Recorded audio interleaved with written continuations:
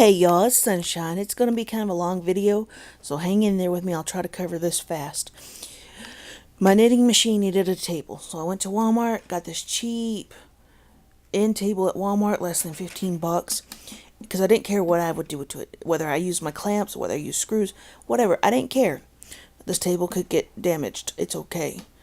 So I had it clamped with those big quick grip clamps, and it was still wiggly. So my husband screwed the little legs to the table, and now it's pretty dang solid, and they have little legs on the bottom so I can put my foot on in case I do need some more stability. And so far it's okay. I have discovered that this mostly makes 19 to 22 inch hats. I've got an Innovations machine, and so they were a little bit small for my head. Well, a lot small, because my head's 24 inches. But I found that once I had my hands free to do tension, I was able to make hats that fit myself. This is a double knit. This is where you make a tube and you shove it up in the ear and you have two layers of hat. Most of the time mine are reversible, but I had this color, and it's a thinner yarn. It's a Caron Simply Soft kind of yarn. So it actually fits my head. Now there's spots where it's having issues, and are a lot of issues, but at least it's not loose stitches. So, that's a good thing. This one is a rolled brim beanie. So I only had a little bit of this color, and you just roll the brim. I don't like it near as much because it looks weird at the bottom. But this one fit my head for 24 inches. And I think this is a Red Heart yarn. But once I was able to let go and it built to do the tension, it got really good. There's some people say, oh, it's nothing you're doing, it's a faulty machine. I don't think so. I'm doing pretty well here. This one does not have one error in it. If it was a faulty machine, it'd have a lot of errors, but it doesn't. So, I don't know. They kind of need to check their facts before they tell me this stuff. But, I had no problems with this one. It's all in getting this machine stabilized and watching very carefully. If you go really, really fast or use a motor, you're not going to catch those boo-boos before it happens. I go really, really slow, and I make sure each stitch happens. Yes, it takes a little longer, but you got to do what you got to do to get quality work. And so I think we're cooking with gas. So, yeah.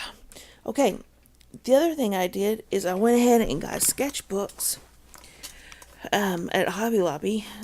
Look at these scissors my husband got me, because I wasn't going to pay a lot of money for scissors. Aren't those cute? So, and I got washi tape in tie-dye and hearts. And this is paint used for tie-dye, and it's a spritzer, so I've used that on my pages. I've got watercolor, I got paint pots, I've got markers. Some of this stuff I've already had, and I just kind of go to town. But this is what I was telling y'all about the crochet book.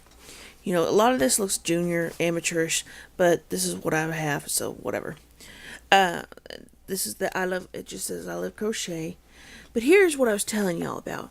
This is the spritz on the background of the paper, so it gives it that little look.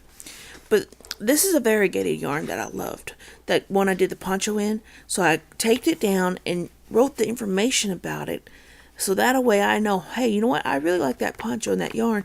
Now what did I use? And it's all right here. This down here is the yarn label, because I didn't have any yarn left over, but it was a new yarn to me and I really loved it, so I kept the label and was like, I'm going to use it. And I just watercolored a paper. That one turned out too dark, so that's going to be for labels probably. This one's a watercolored, and I just wrote some patterns that I love. Just wrote them down, and I've got so many pages I can do this with. So that's going to be that one. And then, this one is my junk journal. It has all my stuff in it. I'm still transferring it from the other one, but I wrote, started in November, and I have Sunny and the butterfly. The butterflies, y'all, these are cute little transparent butterflies. I found a whole pack for 97 cents at Walmart. Really good. And I put the horror stuff back in it. And this is watercolor paper, and this is the tie-dye page.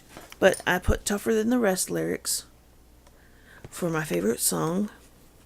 I'm sorry y'all can't see this very good, but I'm trying. And then this is acrylic paint from the Paint Pots. I really liked it, except for it looks like a Easter egg barfed on my page. But hey, it works. Then I got some flower pictures, which I love. I'll show you where I got those in just a moment. And I kind of skip around, but this is watercolors and paints. Just so not every page is gonna be colored. Some pages will be white. But what I got those out of is I went to Goodwill and I got books out of their section. Like this one is a friend's book that has little friends saying in it. You know, it's got little different quotes and stuff. And I'm going to tear out those and use that.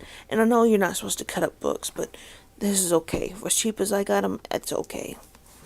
So, this one is a, nature kind of book that I'm going to use the pictures out of it and cut up. This is where I got some of my flower pictures. And then I found this one. This one was even cheap too. But I found more pictures out of it.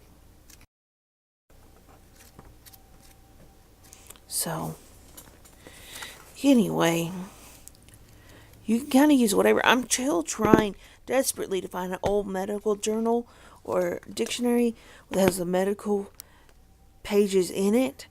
That would be fantastic. Also, I got from HEB this free magazine, and it's got some of the food stuff in it that I love. So I'm going to use some of this stuff in my junk journal. Come on, Texas pie. So, anyway, guys, thank y'all so much for watching. I appreciate it. Hopefully I'll get more done, and I'll send it, take video of it and everything. And, anyway, bye, y'all.